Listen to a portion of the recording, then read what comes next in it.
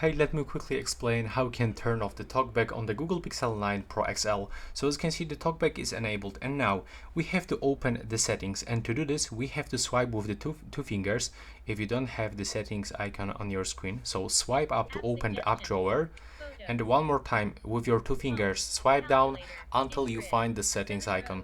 Click on it once, and when it's selected with this green frame, you have to quickly double tap. Now swipe down with your two fingers again, and right now you will have to actually select the accessibility, which is located here. Tap once and then quickly double tap. Now select Talkback, tap once and quickly double tap.